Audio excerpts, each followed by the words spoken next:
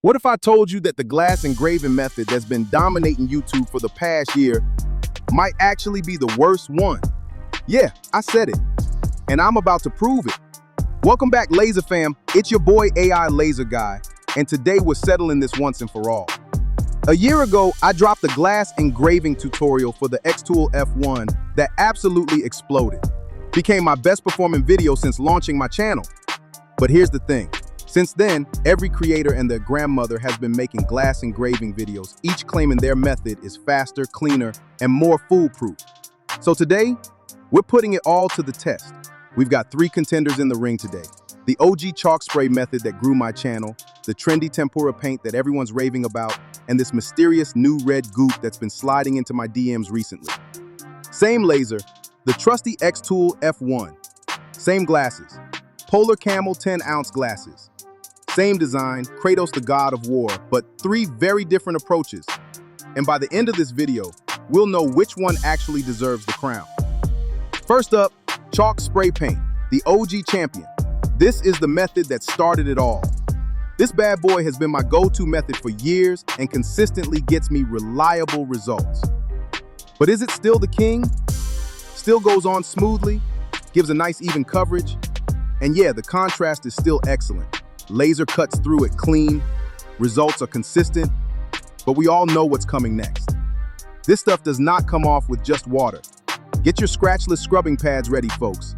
This annoying process led to me finding a hack for this that I will share later in the video, so stay tuned for that if you're a chalk sprayer like myself.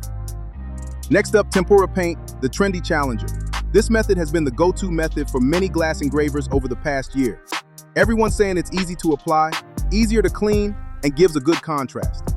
Okay, I'll admit it, this is much easier to clean, but not faster to apply if your goal is to do it right. But speed isn't everything. Quality engravings are, so let's see how it handles the laser. Surprisingly, this has a smoother feel than the chalk spray for sure, and a surprisingly consistent engraving. What I have learned over the years is that if you use tempera paint to engrave glass, the best method of application is actually airbrushing it on the glasses. It typically takes 2 to 3 coats, and once you can no longer see through the glass, you will have a safe, clean engraving. I have seen too many videos where the paintbrush approach left streaks in the engraving, and if I'm being honest, your customers are not gonna appreciate that. Bad engravings are a recipe for becoming a refund machine, and we do not want that. If you are intimidated by using an airbrush, don't be. There are hundreds of tutorial videos out there, but more importantly, if you are prepping your glasses in advance, you will get plenty of practice to perfect your technique in a couple of hours, and then it's smooth sailing from there. I definitely think it's worth it to learn how to use it if this is your preferred method of glass prep. Oh, and about that chalk spray hack that I mentioned earlier, for you chalk sprayers that get tired of scrubbing, you can absolutely use a single layer of tempera paint as an initial coat to serve as a paint removal layer, then use the chalk spray as your main layer. What this does is ensure when you place it in the warm water for removal, the chalk spray comes right off like the tempera does. It's pretty cool. Last but not least, red goop, the mystery contender. This one is a wild card. This red goop has been haunting my inbox for months. The creator that made it has made it specifically for laser engraving. And in his videos, it gives perfect results every time and cleans up like a dream.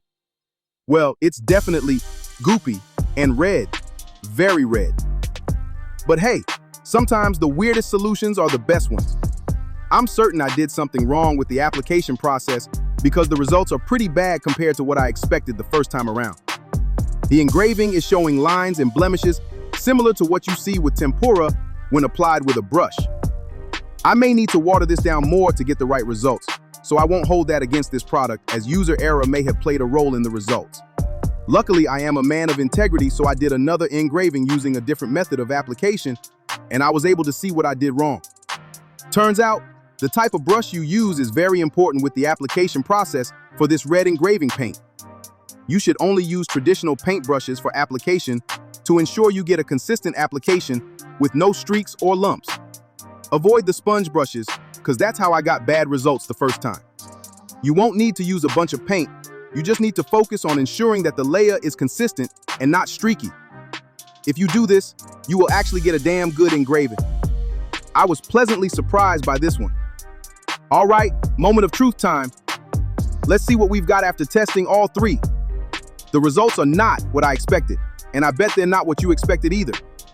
The tempera paint came in second place in my opinion when it comes to texture, look, and ease of application and removal. The chalk spray, however, has an incredible contrast, but I could still feel some rough edges that could get smoothed out with a Dremel, but that could be a problem with super detailed projects. So it takes third place.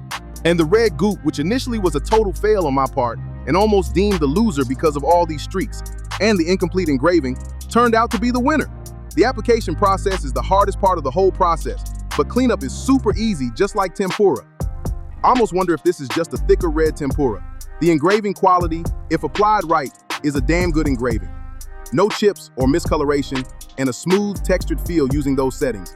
I am pleasantly surprised. I'll leave a link in the description for all three items so you can see for yourself. Now, let's talk about the real-world stuff that matters. Application time, cleanup time, cost per project, and most importantly, consistency. Because what good is a perfect engraving if you can only pull it off once out of 10 tries? So after all that testing, here's the truth. There's no single best method. I know not the clickbait answer you wanted, but here's what I learned. For beginners who want reliability, stick with tempera paint. For speed demons who don't mind a learning curve, chalk spray is your friend. And for perfectionists who don't mind experimenting with the benefit of an easy cleanup after slightly tedious prep work, that red engraving paint might just be your secret weapon. If you want the absolute cleanest results and don't mind spending a few extra minutes cleaning, chalk spray still wins. But if you want 90% of the quality with 10% of the hassle, you can't go wrong with the red engraving paint or tempera paint.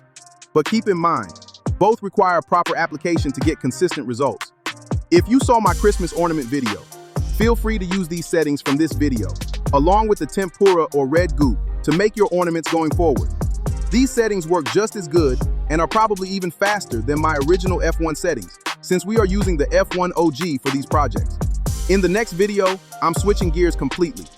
I'm going to show you how to use your XTool S1 or any laser that has cutting ability and dive into an easy wood project that will make your shop tons of money. Drop a comment below and let me know, which glass method are you going to try first? Team Tempera, Team Chalk, or Team Red Goop? Until next time, Laser Fam, keep engraving smarter, not harder.